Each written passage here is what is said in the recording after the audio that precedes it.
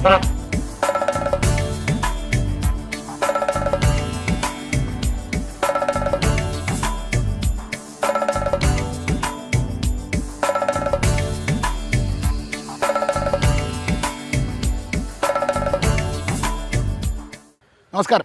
News 8-ൻ്റെ എല്ലാ പ്രിയ പ്രേക്ഷകർക്കും ഹാർദമായ ഓണാശംസകൾ തരുകയാണ്.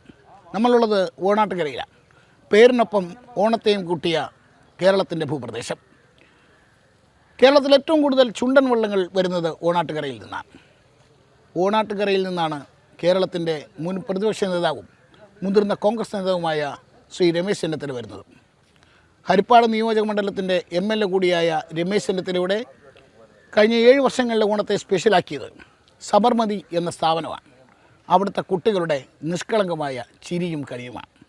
പോകാം ആ ഹൃദ്യമായ ഓണക്കാഴ്ചകളിലേക്ക്.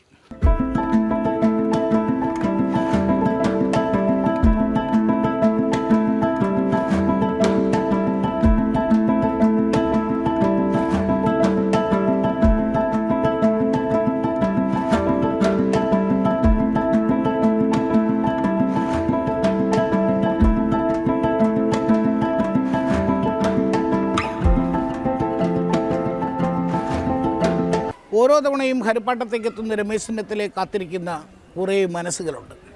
ഒരുപക്ഷെ അവരുടെ നിഷ്കളങ്കമായ പുഞ്ചിരിയും കളിചിരിയും തമാശകളും ഒക്കെ തന്നെയാണ് രമേശ് ചെന്നിത്തലയുടെ ഓണം എന്ന് പറയാം.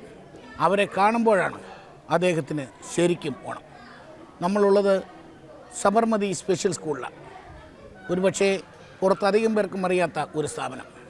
രമേശ് ചെന്നിത്തലയുടെ നേതൃത്വത്തിൽ കഴിഞ്ഞ 7 വർഷങ്ങളായി നടത്തുന്ന ഒരു സ്ഥാപനം. കുട്ടികൾക്ക് വേണ്ടി നടത്തുന്ന ഈ സ്ഥാപനത്തിലാണ് അദ്ദേഹത്തിൻ്റെ ഓണാഘോഷം.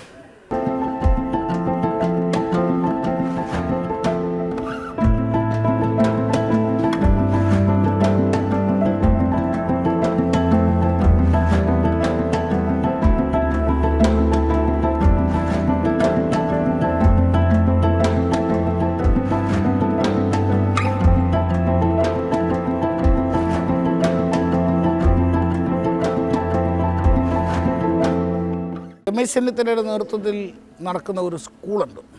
വെറും സ്കൂളല്ല, അതൊരു സ്പെഷ്യൽ സ്കൂളാണ്. ഒരുപക്ഷെ പുറത്ത് പൊതുജനങ്ങൾക്ക് അധികം അറിയാത്ത, എന്നാൽ രമേശ് ചെന്നിത്തലയെ അറിയുന്ന, അദ്ദേഹത്തോടൊപ്പം സഞ്ചരിക്കുന്ന നിരവധി മനുഷ്യർക്ക് അറിയാവുന്ന ഒരു സ്നേഹസങ്കേതം എന്ന് വിശേഷിപ്പിക്കാവുന്ന സബർമതി സ്പെഷ്യൽ സ്കൂൾ. നമ്മളവിടെയാണുള്ളത്. നമ്മളോടൊപ്പം സ്കൂളിൻ്റെ സെക്രട്ടറി. സത്യം പറഞ്ഞാൽ എനിക്ക് അത്ഭുതമാണ് ഞാനിവിടെ വന്ന് കണ്ടപ്പോഴും ഇവിടുത്തെ കുട്ടികളെ കാണുമ്പോഴെല്ലാം. എങ്ങനെയാണ് ഈ സ്കൂളിലൊരു തുടക്കം, എങ്ങനെയാണ് ഇതിൻ്റെ ഒരു വളർച്ച? നമ്മുടെ ഹരിപ്പാടിൻ്റെ MLA ശ്രീ രമേശ് ചെന്നിത്തല അദ്ദേഹം ഒട്ടേറെ വികസന പ്രവർത്തനങ്ങൾ ഹരിപ്പാട് നടത്തി. പ്രത്യേകിച്ച് വിദ്യാഭ്യാസ മേഖലയിൽ ഒട്ടേറെ സ്ഥാപനങ്ങൾ, IHRD കോളേജ്, UIT കോളേജ് അടക്കമുള്ള ഒട്ടേറെ സ്ഥാപനങ്ങൾ ഇവിടെ കൊണ്ടുവന്നു. അങ്ങനെ വികസന പ്രവർത്തനങ്ങൾ മുമ്പോട്ട് പോകുമ്പോഴാണ് ഭിന്നശേഷിക്കാരായ കുട്ടികളുടെ രക്ഷിതാക്കൾ അദ്ദേഹത്തെ പലപ്പോഴും സന്ദർശിച്ച് അവരുടെ കുഞ്ഞുങ്ങൾക്ക് അവർക്ക് അധിവസിക്കാൻ അല്ലെങ്കിൽ അവരുടെ ജീവിതം മെച്ചപ്പെടുത്താൻ ഒരു സ്ഥാപനം ഹരിപ്പാടില്ല എന്ന് അദ്ദേഹത്തെ അറിയിക്കുകയും അദ്ദേഹത്തെ പോലെ സാധാരണക്കാരനെ മനസ്സിലാക്കാൻ കഴിയുന്ന ഒരു നേതാവായ അദ്ദേഹം ഭിന്നശേഷിക്കാരായ കുട്ടികളെ സംരക്ഷിക്കാൻ ഒരു സ്ഥാപനം തുടങ്ങാനായി അദ്ദേഹത്തിൻ്റെ മനസ്സിലൊരു ആശയം ഉദിക്കുകയും ചെയ്തു.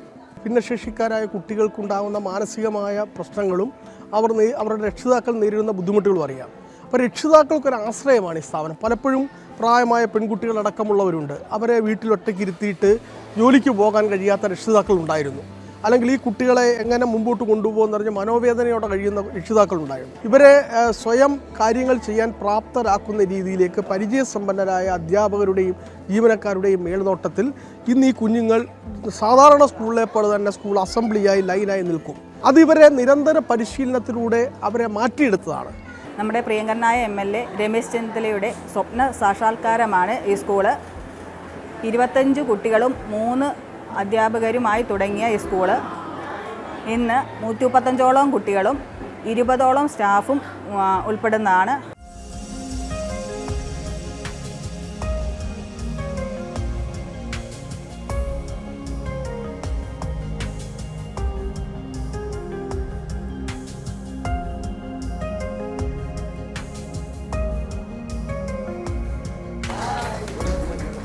How are you? Hello hello hello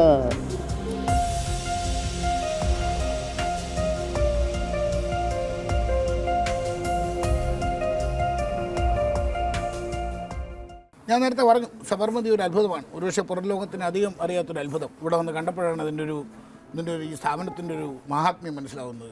നേതൃത്വം കൊടുക്കുന്ന രമേശ് ചെന്നിത്തല അതേ കുട്ടികളൊക്കെ എത്തിയിട്ടുണ്ട്. ഒരുപക്ഷെ സാറിനെ കാണുന്നതാണ് ഇവരുടെ ഒരു സന്തോഷം, ഇവരുടെ ഒരു ഓണം എന്ന് നേരത്തെ ഇവിടെ തീർച്ചയായിട്ടും എങ്ങനെയാണ് ഇതിൻ്റെ ഒരു ഇവിടെ ഒരു സ്വർഗമാണ്. ഇതാണ് യഥാർത്ഥ സ്വർഗം. ഈ കുട്ടികളുടെ ഓടൊപ്പം ചെലവഴിക്കുന്ന നിമിഷങ്ങളാണ് നമുക്ക് ഏറ്റവും സന്തോഷമുള്ളത്. ഹരിപ്പാട് നിയോജകമണ്ഡലത്തിലെ ഏതാണ്ട് 115 കുട്ടികൾ ഇവിടെ പഠിക്കുന്നുണ്ട്. അപ്പോൾ അവരോടൊപ്പം ചെലവഴിക്കുന്ന നിമിഷങ്ങൾ അനർഘങ്ങളായ നിമിഷങ്ങളാണ്. എനിക്ക് ഏറ്റവും ഇഷ്ടമുള്ള കാര്യമാണ്, സന്തോഷമുള്ള കാര്യമാണ്. ഇങ്ങനൊരു സ്ഥാപനം ഉണ്ടാക്കിയതിൽ ഞാൻ ഏറ്റവും കൂടുതൽ ആഹ്ലാദിക്കുകയും സന്തോഷിക്കുകയും ചെയ്യുന്ന വ്യക്തിയാണ്. തീർച്ചയായും ഇത് വികസനത്തിൻ്റെ പാതയിലാണ്. ഇതിനെയും വികസിക്കണം, പുരോഗതി പ്രാപിക്കണം. അതിനു വേണ്ടിയിട്ടുള്ള ശ്രമങ്ങൾ ഞങ്ങൾ തുടരുകയാണ്. ഇപ്പോൾ ഇവിടെ ഡേ സ്കോളേഴ്സാണ് കുട്ടികൾ. ഇനി ഇവിടെ താമസിപ്പിക്കാൻ കൂടി കഴിയത്തക്ക നിലയിലുള്ള സംവിധാനങ്ങളുണ്ടാകും. കാരണം ഇവരുടെ അച്ഛനും അമ്മയും മരിച്ചാൽ പിന്നെ കുട്ടികളെ നോക്കാൻ ആളുണ്ടാവില്ല. അപ്പോൾ അവരെ ഹോസ്റ്റൽ സൗകര്യം കൂടി ഏർപ്പെടുത്തുന്ന ഒരു പ്രവർത്തനത്തെപ്പറ്റി ഞങ്ങൾ ആലോചിക്കുകയാണ്. വൈകാതെ അതിനുള്ള സംവിധാനങ്ങൾ ഉണ്ടാകും. ഈ പലർക്കും രമേശ് ചെന്നിത്തല എന്ന രാഷ്ട്രീയ നേതാവിനറിയാം, കേരളം മുഴുവൻ നിറഞ്ഞിരിക്കുന്ന കോൺഗ്രസ് നേതാവിനറിയാം. പക്ഷേ ഈ മണ്ഡലത്തിന് പുറത്തേക്ക് സബർമതി അങ്ങനെ അതൊരു സ്വകാര്യ സന്തോഷമായിട്ട് കൊണ്ടുവരാം. അതെ, അതിന് വലിയ പബ്ലിസിറ്റി ഒന്നും കൊടുക്കാറില്ല. ഇത് നമ്മുടെ ഒരു ജീവിതത്തിൽ ചെയ്യേണ്ട കാര്യമാണ് എന്ന് കരുതി അതിനു വേണ്ടി പ്രവർത്തിക്കുന്നു എന്നുള്ളതാണ്. Hello, how are you? Hello hello hello hello നമസ്തേ, ജയ് ഹിന്ദ്. പോരാ, ശബ്ദമില്ല. ജയ് ഹിന്ദ്, ജയ് ഹിന്ദ്. ഇവർക്ക് കൊടുക്കുന്ന ട്രെയിനിങ് ഒക്കെ ഭയങ്കര ഡിസിപ്ലിൻ ടീച്ചേഴ്സാണ് അല്ലേ? ഡാൻസ് ഒക്കെ കളിക്കും.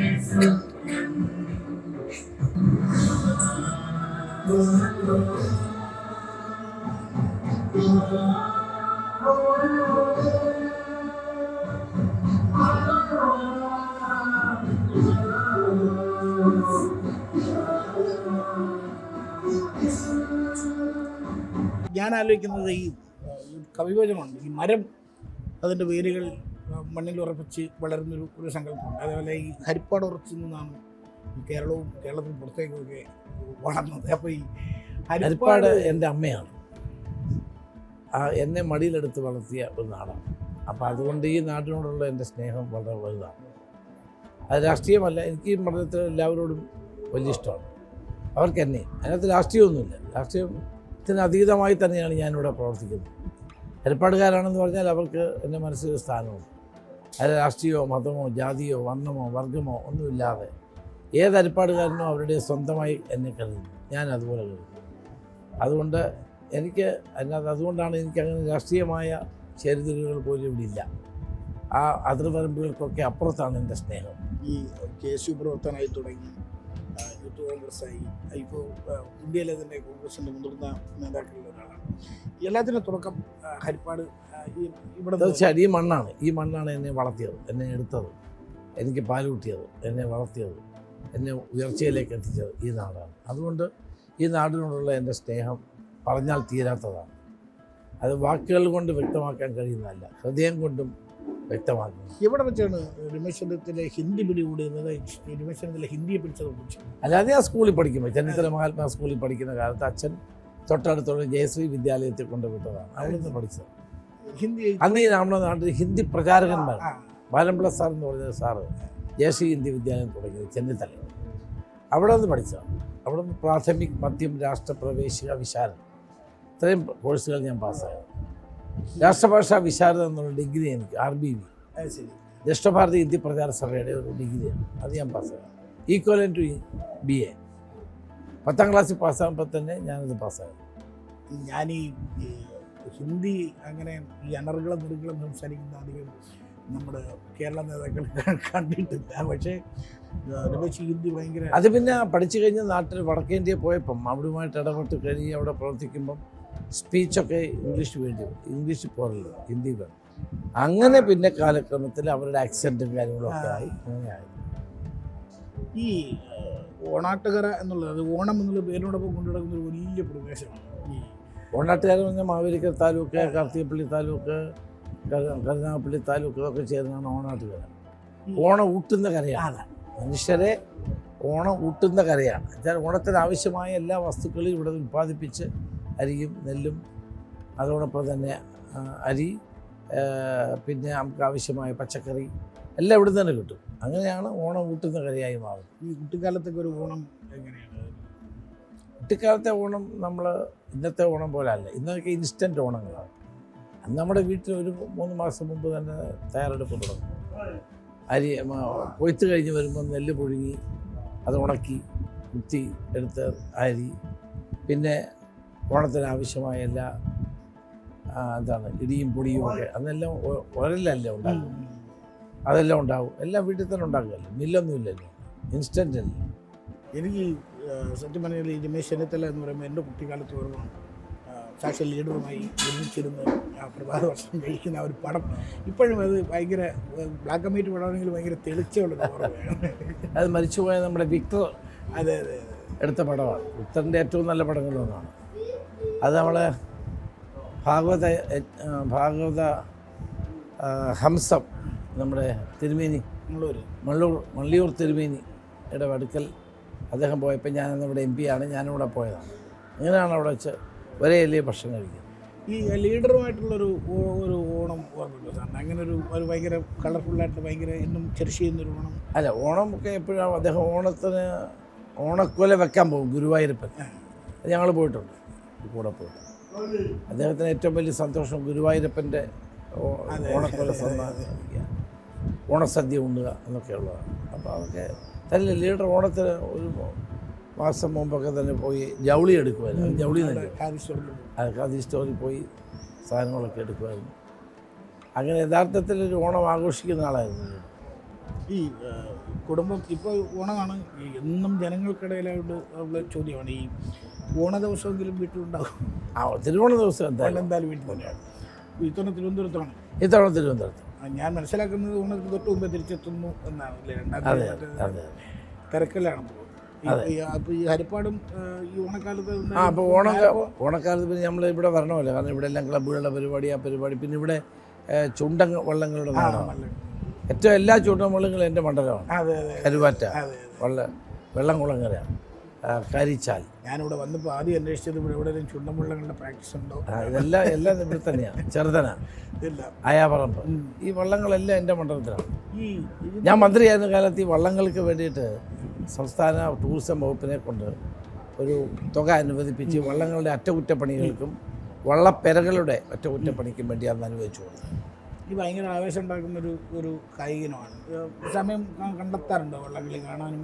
വള്ളംകളിക്ക് നമ്മൾ പോകണമല്ലോ. അതിൻ്റെ പ്രാക്ടീസ് കണ്ടുകൊണ്ടിരിക്കുന്ന ഒരു കാര്യമാണ്. അതെ, വള്ളംകളിക്ക് നമ്മൾ പോകണമല്ലോ. ഇപ്പം പൈപ്പാടി ജലോത്സവമുണ്ട്, ഇതിനകത്ത് ആറന്മുള ജലോത്സവമുണ്ട്, നെഹ്റു ട്രോഫിയുണ്ട്. ഇതൊക്കെ നമ്മൾ കാണാൻ പോകുന്നതാണ്. ആറന്മുള വള്ളംകളിയിലേക്ക് ഏറ്റവും അവസാനം പോകുന്ന ചുണ്ടൻ, ഏറ്റവും ദൂരത്തു നിന്ന് പോകുന്ന ചുണ്ടൻ ചെന്നിത്തല ചുണ്ടനാണ്. ഏറ്റവും ദൂരെ യാത്ര ചെയ്ത് എത്തുന്നു. ഞങ്ങൾ ചുണ്ടൻ വള്ളം പുതുക്കി പണിഞ്ഞ് അടുത്തിറക്കിയായിരുന്നു കഴിഞ്ഞാൽ. ഞങ്ങളെല്ലാം സഹകരിച്ചാണ്. ഈ നാട്ടിലെ എല്ലാ ഉത്സവങ്ങളിലും എല്ലാ ആഘോഷങ്ങളിലും സജീവമായിട്ട് പങ്കെടുക്കുന്ന ആളുകൾ. എനിക്ക് ഈ അടുത്ത കാലത്ത് ഏറ്റവും ഒരു ഗംഭീര ഓർമ്മ എന്നത് VS-ൻ്റെ അന്ത്യയാത്രയ്ക്ക് റോഡരികിൽ അത് നമ്മൾ പോകണ്ടേ? മണിക്കൂറുകൾ കാത്തു നിൽക്കുന്ന CS വരുമ്പോൾ നമ്മളവിടെ പോകണ്ടേ? നമ്മളതുകൊണ്ട് പോയതാണ്. അത് രാഷ്ട്രീയമൊന്നുമില്ല. രാഷ്ട്രീയ രാഷ്ട്രീയപരമായിട്ട് രണ്ടുപേരും എതിർ ധ്രുവങ്ങളാണെങ്കിലും VSന്റെ ഏതെങ്കിലും ഒരു അല്ലെങ്കിൽ ഏതെങ്കിലും ഒരു സൈഡിൽ VSന്റെ എന്ത് ക്വാളിറ്റി ആയിരിക്കും രമേശ് ചെന്നിത്തല എന്ന ലീഡർക്ക് ഇഷ്ടപ്പെട്ടു? ജനങ്ങളോടൊപ്പം ജനങ്ങൾക്ക് വേണ്ടി എന്നുള്ളതാണ് അദ്ദേഹത്തിൻ്റെ ഒരു ക്വാളിറ്റി. അത് ഞാൻ പിന്തുടരുന്ന ഒരാളാണ്. അങ്ങനെ ഒരുപാട് പേര് രാഷ്ട്രീയ വ്യത്യാസമില്ലാതെ അന്ന് എഴുതി കണ്ടു. മഴയത്ത് അങ്ങനെ ഒരു ഒരു ഒരു ഇത് രാഷ്ട്രീയ അതെ, അതെനിക്ക് എന്നെ പുള്ളിക്ക് ഇഷ്ടമാണ്, പുള്ളിക്ക് എന്നെ ഇഷ്ടമാണ്. പുള്ളി അധികം ഇഷ്ടം പ്രകടിപ്പിക്കാത്ത ഒരാളാണ്, പക്ഷെ എന്നാലും എന്നെ വളരെ ഇഷ്ടമാണ്. തിരിച്ചുമായിരുന്നു എനിക്കെതിരെ ഒരു ആക്ഷേപം അദ്ദേഹം ഒരിക്കലും പറഞ്ഞിട്ടില്ല. ഇപ്പോൾ ഈ കളറ് ഒക്കെ ഇങ്ങനെ പല തർക്കങ്ങളുണ്ടാണ്. ഞാൻ ഈ വെള്ളയിലും അല്ലാതെ ഇന്നേ വരെ രമേശ് ചെന്നിത്തല കണ്ടിട്ടില്ല.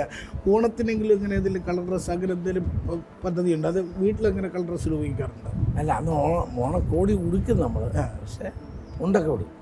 ശരി. ഉടുപ്പന്നേരം ഇത് തന്നെയാണ്.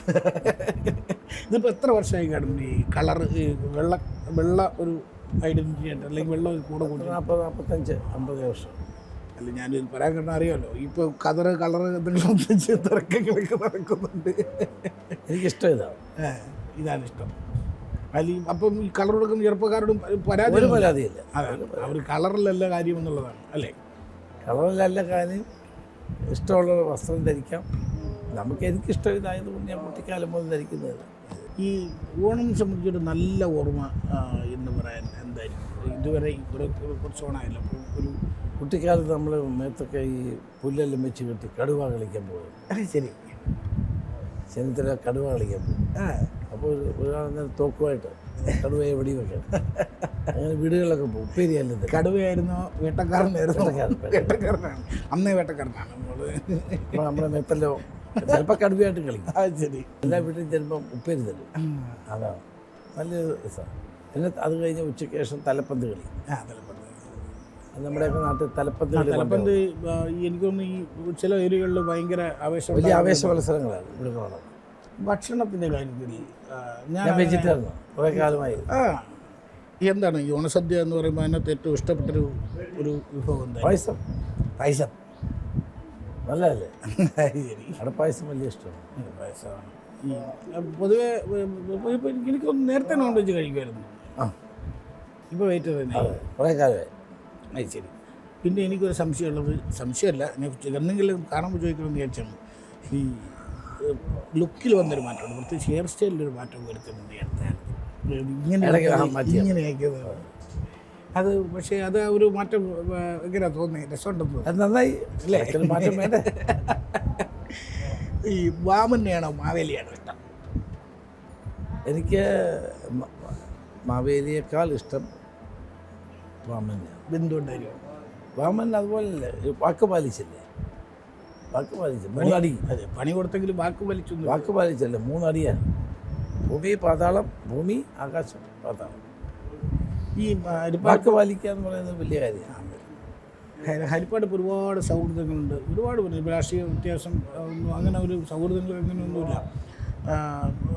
ഈ സംസ്ഥാന രാഷ്ട്രീയത്തിൽ അങ്ങനെ നല്ല സൗഹൃദങ്ങളുണ്ട് ഈ പാർട്ടിക്ക് അതീതമായിട്ടുള്ള? തീർച്ചയായിട്ടും ഒത്തിരി ആളുകൾ. എല്ലാ രാഷ്ട്രീയ പാർട്ടികളിലും എനിക്ക് നല്ല സുഹൃത്തുക്കൾ ധാരാളം. പെട്ടെന്നൊന്നും ഒരാളെ ഒന്ന് വിളിച്ച് ഒരു കാര്യം പറയണം അല്ലെങ്കിൽ ഒന്ന് ഹൃദയം തുറക്കണം എന്ന് സ്വന്തം പറ്റില്ല, എതിർ പറ്റില്ല അങ്ങനെ ആളുണ്ടാവും. ഇഷ്ടം പോലെ ആളുകൾ. അത് ശരി. കോടിയേരി നമ്മുടെ അടുത്ത സുഹൃത്തായിരുന്നു, കനൻഡായി എൻ്റെ അടുത്ത സുഹൃത്തായിരുന്നു. അങ്ങനെ ഒത്തിരി. സുരേഷ് കുറുപ്പ് ഞങ്ങൾ തന്നെ മത്സരിച്ചു. നിങ്ങൾ നല്ല ബന്ധമുള്ളതാണ്. രമേശ് ചെന്നിത്തല, സുരേഷ് കുറുപ്പ് ചരിത്രത്തിൻ്റെ ഇപ്പോഴും ഞങ്ങൾ തമ്മിൽ ഫോണിൽ എപ്പോഴും സംസാരിക്കാറുണ്ട്. വ്യക്തിബന്ധങ്ങൾ, നല്ല സുഹൃത്ത് ബന്ധങ്ങൾ എല്ലാ പാർട്ടിയിലും. ശരി. ഇതല്ലാതെ ഈ എല്ലാവർക്കും രമേശ് ചെന്നിത്തല എന്ന രാഷ്ട്രീയ നേതാവിനറിയാം, പ്രതിപക്ഷ നേതാവിനറിയാം. ഇതല്ലാതെ എന്തെങ്കിലും സമയം പോയി ഇപ്പോൾ ഈ പരിപാടിന് ധാരാളമാണ്, പക്ഷേ വേറെ എന്തെങ്കിലും പരിപാടികൾ? അല്ല, ഇതന്നെ വലിയ കാര്യമല്ല. അതാണ് നമുക്ക് സമയം പോകുന്ന അറിയത്തില്ല. ഞാൻ സിനിമ, പാട്ട്, സിനിമ കാണും. ഇന്ന് കൂലി കാണാനിരുന്ന അപ്പം അയ്യോ തിരക്കായി പോകണ്ട കാണാൻ. അത് ശരി. ഹരിപ്പാടുണ്ട്. തിയേറ്ററിൽ പോയി കാണും. ലാൽ ഇവിടെ ആശീർവാദമുണ്ട്. തിയേറ്ററിൽ പോയി കാണും. തിയേറ്ററിൽ അവർ നമ്മളെ പ്രത്യേകം എടുത്ത് കാണിക്കും. അത് ശരി. ഇവിടെ ഇത് അറിയാം, ആശീർവാദമല്ലേ? അത് ശരി. ഈ നേരത്തെ പണ്ടൊരിക്കൽ ഈ ഒരു സമയത്ത് 2 പുസ്തകങ്ങൾ വായിക്കുന്നൊരു ട്രോളായ ഓർമ്മയുണ്ട്. അതായത് ഇപ്പോഴും വായിക്കും. നമ്മളാ സ്പിരിറ്റിൽ ഒരു ഒരേ സമയം 2 പുസ്തകം വായിക്കുന്ന പറയുമ്പോൾ ആളുകൾ പലരും വിചാരിച്ചത് ഒരു കയ്യിലൊരു പുസ്തകവും ഒരു കയ്യിൽ വേറെ ഒരു പുസ്തകം പുസ്തകം വായിച്ചിട്ട് ഇടയ്ക്ക് വേറൊരു പുസ്തകം വായിക്കും. വായന ഒരു അത് നല്ല രസമാണ്. നമുക്ക് എല്ലാ നോവലും വായിക്കാൻ സാധിക്കും. ശരി. പാട്ട് കേൾക്കാറുണ്ടോ? ഭയങ്കര ഇഷ്ടമാണ് പഴയ പാട്ട്. അത് ഞാൻ കാറിലൊക്കെ പോകുമ്പോൾ കാറിലുള്ള കണ്ട് അത് VS-നെ കുറിച്ച് ഇടയ്ക്ക് കേട്ടത് മറ്റേ സുഖമൊരു ബിന്ദു ദുഃഖമൊരു ബിന്ദു. പഴയ പാട്ട് ആ പാട്ട് VS ഇങ്ങനെ കാറിൽ പോകുമ്പോൾ സ്ഥിരമായി കേൾക്കുമായിരുന്നു എന്നാണ്. അതുപോലെ അങ്ങനെ സ്ഥിരമായിട്ട് കേൾക്കുന്നൊരു പാട്ടുണ്ടോ? എല്ലാം മലയാള പാട്ടുകൾ ഇഷ്ടം. പഴയ പാട്ടുകളാണ്. ഞാൻ കണ്ടിട്ടുണ്ട് ഈ നിങ്ങളുടെ പൂർവ്വ വിദ്യാർത്ഥി സംഘം നടക്കുമ്പോൾ രമേശ് ഇങ്ങനെ പാട്ട് പാടുന്നു. അതെല്ലാം കൂടെ ചേർന്നുള്ള സമൂഹ ഗാനം. ഓണമായിട്ട് അങ്ങനെ എന്തായാലും ഒരു 4 വരി ഓർമ്മ വരുന്നുണ്ട്. പാട്ടൊന്നുമില്ല, ഓർമ്മയില്ല. പാട്ടെല്ലാം പോയി കേൾക്കും പാട്ട്. പാടാൻ നമുക്ക് കഴിവില്ലാത്തതുകൊണ്ട് പിന്നെ ഇഷ്ടപ്പെട്ടൊരു പാട്ട് ഏതായിരിക്കും? അങ്ങനെ ഒരു കേട്ടിട്ട് ഇത് കൊള്ളാം അല്ലെങ്കിൽ എപ്പോഴും മൂളാൻ തോന്നുന്ന അങ്ങനെ ഒരു പാട്ടുണ്ടാവും? മലയാളം പഴയ പാട്ട് വയലാറിൻ്റെ പാട്ടുകളൊക്കെ എല്ലാം ഇഷ്ടമാണ്. സിനിമ അവസാനം കണ്ടത്? അവസാനം കണ്ട സിനിമ നമ്മുടെ കിഷ്കിന്ധകാണ്ഡം. നല്ല സുന്ദര സിനിമ. എനിക്ക് ഭയങ്കര ഇഷ്ടപ്പെട്ടു. അതിനകത്ത് വിജയരാഘവനെ എനിക്ക് ഭയങ്കര ഇഷ്ടപ്പെട്ടു. പൂമരത്തിലെ വിജയരാഘവൻ. അയ്യോ, അദ്ദേഹത്തിന് അതിന് ഇന്ത്യയിൽ അവാർഡ് കൊടുക്കുന്നതാണ്. ഏറ്റവും നല്ല നടൻ്റെ അവാർഡ് പുള്ളിക്കായിരുന്നു. പക്ഷെ ആ ഒരു അത് ഞാൻ ചോദിക്കണം എന്ന് വിചാരിച്ചാണ്. അതായത് ഈ പ്രധാനപ്പെട്ട നടന് കൊടുക്കുന്നത് ഷാരൂഖ് ഖാൻ കൊടുക്കുകയും രണ്ടാമത്തെ നടന വിജയരാഘവൻ. ഷാരൂഖ് ഖാൻ നല്ല നടനൊക്കെയാണ്. ജവാൻ പോരായിരുന്നു. നമ്മുടെ വിജയരാഘവൻ്റെ നമ്മുടെ ഉർവശിയിലേക്ക് അഭിനയം ജവാൻ്റെ അതിനകത്തെ പുള്ളിക്ക് അഭിനയം അത്ര നമ്മൾ വിചാരിച്ച പോലെ നന്നായില്ല. ഷാരൂഖ് ഖാൻ വലിയ നടനാണ്, സംശയമൊന്നും. നമ്മുടെ മലയാളത്തിലെ നടന്മാരായിട്ടൊക്കെ അത്യാവശ്യം സൗഹൃദമുണ്ട്. എല്ലാവരും അല്ലേ? വിളിക്കാറൊക്കെ ഉണ്ടെന്നുണ്ട്. സിനിമയൊക്കെ കണ്ട് അത്യാവശ്യം സിനിമ കണ്ടാൽ അപ്പം തന്നെ വിളിക്കും. ഈ പുസ്തകം വായിച്ചാൽ അപ്പം തന്നെ അവരെ വിളിക്കും. നോവലിസ്റ്റുകളെ വിളിക്കും. എൻ്റെ അഭിപ്രായം പഴയ പോലെ അങ്ങനെ ഇപ്പോൾ ഈ മറ്റൊരു വല്ലപ്പോഴൊക്കെ ലേഖനങ്ങളൊക്കെ കാണുമായിരുന്നു. ആനുകാലിക രാഷ്ട്രീയ വിഷയങ്ങളിൽ ചില വിഷയങ്ങളിൽ എഴുതും. അങ്ങനെ എഴുതാൻ തോന്നുമ്പോൾ തീർച്ചയായിട്ടും എനിക്ക് ഞാൻ വളരെ ആത്മാർത്ഥത്തിൽ ഒരു ചോദിക്കുകയായിരുന്നു. അത് എങ്ങനെ അത് എനിക്കറിയില്ല. അതായത് 5 വർഷം പ്രതിപക്ഷ നേതാവായിരുന്ന രമേശ് ചെന്നിത്തല സ്ഥാനം ഒഴിഞ്ഞിട്ട് രമേശ് ചെന്നിത്തല ഗംഭീര പ്രതിപക്ഷ നേതാവായിരുന്നു എന്ന് ഈ 5 വർഷം കഴിഞ്ഞ ആളുകൾ പറയുന്നു. ആ സമയത്ത് പറഞ്ഞതിനേക്കാൾ കൂടുതൽ തന്നെ പറയുന്നു. അത് എൻ്റെ പ്രവർത്തനങ്ങൾ വിലയിരുത്തട്ടെ. ഞാൻ പിന്തിരിഞ്ഞ് നോക്കുമ്പോൾ 5 വർഷം ചെയ്തത് കാര്യങ്ങൾ എത്ര വലിയ കാര്യങ്ങളാണ് ചെയ്തത് എല്ലാവർക്കും അറിയാമല്ലോ.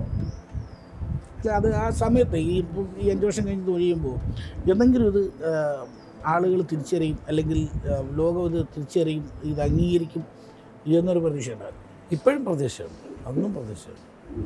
ഒരു പ്രതിപക്ഷ നേതാവിന് ചെയ്യാവുന്ന എല്ലാ കാര്യങ്ങളും ഞാൻ ചെയ്യാൻ ശ്രമിച്ചിട്ടുണ്ട്. അത് തിരിച്ചറിയെ കുറിച്ച് വൈകിയെന്ന് തോന്നുന്നുണ്ട് ആളുകൾ. അതെപ്പോഴാണ് അങ്ങനെയാണ് നമ്മുടെ ആളുകളുടെ സ്വഭാവമാണ്. സാരമില്ല. അല്ലെങ്കിൽ നമ്മുടെ കടമ ചെയ്യുന്നു, നമ്മളെ ഏൽപ്പിച്ച ഉത്തരവാദിത്വം ഭംഗിയായി ചെയ്യുന്നു, ഒരു പരാതിയില്ലാതെ ചെയ്യുന്നു. അതിൽ നിന്ന് കിട്ടുന്ന ഒരു ആത്മസംതൃപ്തിയാണ് വരുന്നത്. ഈ മനസ്സിൽ എപ്പോഴും പറയും, പലപ്പോഴും പറഞ്ഞ് ഞാൻ കേട്ടിട്ടുണ്ട്, എനിക്ക് മനസ്സിൽ നമ്മളൊരു കാര്യം ആഗ്രഹിക്കുന്നു, നമ്മൾ ഉറപ്പിക്കുന്നു, അതിലേക്കുള്ള യാത്ര, അതിലേക്കുള്ള പ്രവർത്തനം ഭയങ്കര ആക്റ്റീവാണ്. രമേശ് ചെന്നിത്തല എന്നുള്ള MLA, രമേശ് ചെന്നിത്തല കോൺഗ്രസ് നേതാവ് ഇതിനിടയ്ക്ക് മഹാരാഷ്ട്രയിൽ പോകുന്നു, അവിടുത്തെ കാര്യങ്ങൾ ചർച്ച ചെയ്യുന്നത് തലവേദന പിടിച്ച, അല്ലെങ്കിൽ മഹാരാഷ്ട്രയിലെ ഒരു രാഷ്ട്രീയ സാഹചര്യം നമുക്കറിയാം. അവിടെ ഇവിടെയുമായിട്ട് ഇപ്പോൾ കഴിഞ്ഞ ദിവസങ്ങളിലെല്ലാം ഡൽഹിയിൽ കണ്ടു. ഇതെങ്ങനെയാണ് ഇത് മാനേജ് ചെയ്യുന്നത്? അല്ല, യാത്ര ചെയ്യുന്നതിനകത്തൊന്നും എനിക്ക് ബുദ്ധിമുട്ടില്ല, സന്തോഷവും. പക്ഷെ ഭയങ്കര തിരക്കായിരിക്കും.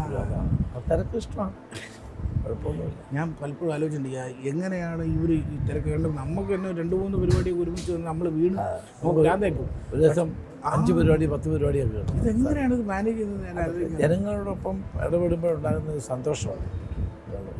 അതാണ് ഏറ്റവും വലിയ ഓക്സിജൻ. അതെ. അപ്പോൾ ഇനി കുടുംബത്തിലേക്ക് വന്നാൽ മക്കൾ 2 പേര്, അവർ ഒരാൾ ഡോക്ടറാണ്, അവൻ്റെ വൈഫും ഡോക്ടറാണ്, അവൻ്റെ മകനുണ്ട്, ഒന്ന് LKG പഠിക്കുന്നു. കൊച്ചുവിനെ കൽപ്പിക്കുന്നതാണ് ഏറ്റവും സന്തോഷമുള്ള കാര്യം. പിന്നെ ഇളയാൾ IRS ആണ്, ഇന്ത്യൻ റവന്യൂ സർവീസ്. പുള്ളി ഇപ്പം ഡെപ്യൂട്ടി കമ്മീഷണർ ഇൻകം ടാക്സ്. അവൻ്റെ വൈഫ് IT പ്രൊഫഷണൽ, ബർലാ ടെക്കിൽ ജോലി. ഇതാണ് കുടുംബം. എവിടെ പോയാലും ഇതുപോലൊരു സംഘം കൂടെ ഉണ്ടല്ലേ? നമ്മുടെ സുഹൃത്തുക്കളെല്ലാം കൂടെ ഉണ്ട്.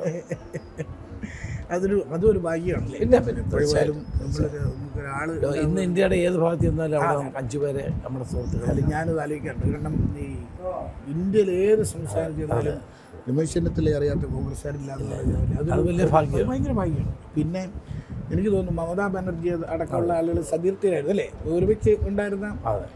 എത്ര മനുഷ്യരാണ്! ഞാനിങ്ങനെ ആലോചിച്ചത് നമുക്കിങ്ങനെ അത്ഭുതമാണ്. എത്രയോ ആൾക്കാരാണ്. അപ്പോൾ ഈ അങ്ങനെ ഒരു എന്താണ് ഒരു രാജ്യം മുഴുവൻ പരന്നു കിടക്കുന്ന ബന്ധങ്ങൾ ഒക്കെ ഉള്ള ഒരാൾ ഇങ്ങനെ ഹരിപ്പാട് വന്നു കുട്ടികളുമായിട്ടിരിക്കുന്നു, അവരുമായിട്ട് കളിച്ച് ഓണം ഒക്കെ ആഘോഷിച്ച് ഇങ്ങനെ പോകണം. എന്താണ് ഈ ഒരു ഓണമാണ്, എന്താണ് നമുക്ക് ജനങ്ങളോട്? അല്ല, ഓണം എന്ന് പറയുന്നത് ഒരു സമത്വത്തിൻ്റെ സഹോദര്യത്തിൻ്റെ ഒരു ഉത്സവമാണ്.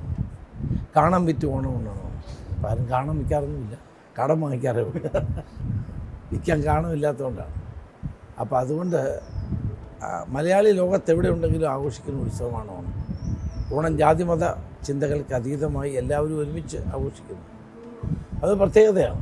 ലോകത്തെവിടെയാണെങ്കിലും ആളുകൾ തിരുവോണത്തിന് വീട്ടിലെത്തും, അല്ലെങ്കിൽ അച്ഛനമ്മമാരോടൊപ്പം ഊണ് കഴിക്കും, കുടുംബത്തോടൊപ്പം ഊണ് കഴിക്കും. അതൊക്കെ ഒരു വലിയ പ്രത്യേകതയാണ്. അതാണ് ഓണത്തിൻ്റെ മഹത്വം. ഓണം ജനങ്ങളെ ഒന്നിപ്പിക്കുന്നു, യോജിപ്പിക്കുന്നു, ഭിന്നിപ്പിക്കാൻ, ഒന്നിപ്പിക്കാൻ, എല്ലാവരും ഒരുമിച്ച് ഊണ് കഴിക്കുക, ഒരുമിച്ച് ഓണസദ്യ കഴിക്കുക. അതിൽ നൽകുന്നൊരു സന്തോഷം വളരെ വലുതാണ്. അത് തുടരട്ടെ, എല്ലാവർക്കും അതാണ് ആവശ്യം. ഹാപ്പി ഓണം. അപ്പോൾ ഇനി ഒരു ഒറ്റ പൊളിറ്റിക്കൽ ചോദ്യം, ഇതുമായിട്ടൊന്നും ഒരു ബന്ധമില്ല. അതായത് ഈ വോട്ടർ പട്ടികയുമായി ബന്ധപ്പെട്ട വിവാദം അത് കാണുന്നുണ്ട്. കഴിഞ്ഞ കുറേ ദിവസങ്ങളായതുകൊണ്ട് തൃശ്ശൂരിൽ താളി കത്തിക്കൊണ്ടിരിക്കുന്നു. ഏതാണ്ട് 60,000-ലധികം വോട്ട് കള്ളവോട്ട് ചേർത്തു എന്ന ആരോപണമാണ് കോൺഗ്രസും CPM ഒരേപോലെ ഉന്നയിക്കുന്നത്. പക്ഷേ ഇത് ഈ പ്രതിപക്ഷ നേതാവ് വലിയൊരു ആരോപണം ഉന്നയിച്ചിട്ടും, അല്ലെങ്കിൽ പാർട്ടി ഇന്ത്യ സഖ്യം ഒരുമിച്ച് നിന്നതിൻ്റെ ആരോപണം ഉന്നയിച്ചും BJP ഇത് കേട്ടില്ല എന്നിരിക്കുന്നു. കേന്ദ്ര സർക്കാർ മിണ്ടുന്നില്ല.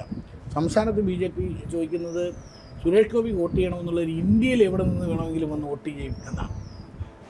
എന്താണ് അതിന്? BJP വോട്ടർ പട്ടികയിലെ ക്രമക്കേടുകളുടെ 1-ാം നമ്പർ പ്രതിയാണ്. അതുകൊണ്ടാണ് അവർ മിണ്ടാത്തത്. മഹാരാഷ്ട്രയിൽ എനിക്ക് ചാർജ് ഉണ്ടായിരുന്ന സ്റ്റേറ്റാണ്. അവിടെ ലോക്സഭാ തെരഞ്ഞെടുപ്പിൽ 48-ൽ 32 സീറ്റ് ഞങ്ങളാണ് ജയിച്ചത്. 3 മാസം കഴിഞ്ഞ് ഉടനെ നടക്കുന്ന തെരഞ്ഞെടുപ്പിൽ ഞങ്ങൾക്ക് 16 സീറ്റ്, ലോക്സഭയിൽ 16 ഉണ്ട്, 16 MP-മാർ, 16 സീറ്റേ കിട്ടുകയുള്ളൂ. അപ്പോൾ അത് തട്ടിപ്പായിരുന്നു. ഞങ്ങൾ ആദ്യം മുതലേ പറഞ്ഞതാണ്. അപ്പോൾ ജനങ്ങൾ അത് ഇപ്പോൾ മനസ്സിലാക്കുന്നു എന്നുള്ളതാണ് ഏറ്റവും വലിയ സന്തോഷം. തൃശ്ശൂരിലെ കാര്യം, തൃശ്ശൂരിൽ അത് തന്നെ പരിശോധിക്കട്ടെ. വ്യാജ വോട്ടുകൾ ചേർത്ത് ഞാൻ തന്നെ എൻ്റെ കണക്കനുസരിച്ച് തന്നെ 30,000 വോട്ട് കള്ളവോട്ട് ഞാൻ എൻ്റെ തെളിവുകൾ ചെയ്തു. തെരഞ്ഞെടുപ്പ് കമ്മീഷൻ എന്താണ്? തെരഞ്ഞെടുപ്പ് കമ്മീഷൻ ഇവരുടെ ടൂളാണ്. ഇവർ പറയുന്ന പോലെ ചെയ്യുള്ളൂ, അത്രയും കണ്ടാൽ മതി. ഒരു അന്വേഷണം ഇന്ത്യയിൽ അമിത്ഷായും നരേന്ദ്രമോദിയും ഉള്ളിടത്തോളം കാലം ഫ്രീ ആൻഡ് ഫെയർ ഇലക്ഷൻ നടക്കില്ല. അത് വളരെ വ്യക്തം. നമുക്കൊരു ഈ കോടതി നേരിട്ട്, സുപ്രീം കോടതി നേരിട്ട് ഇടപെട്ട് അല്ല, അതൊക്കെ പാർട്ടി ആലോചിക്കുന്നുണ്ട്, എന്ത് ചെയ്യണോ ആലോചിക്കും. ഞങ്ങളെ അവിടുന്ന് കാരുണ്യപൂർവ്വം ഞങ്ങൾക്ക് നൽകിയ എല്ലാ ആഹാര സാധനങ്ങളെ ആശീർവദിക്കണമേ. ഇത് ഞങ്ങൾക്കായി ഒരുക്കിയ എല്ലാവരെയും സമൃദ്ധമായി അനുഗ്രഹിക്കണം.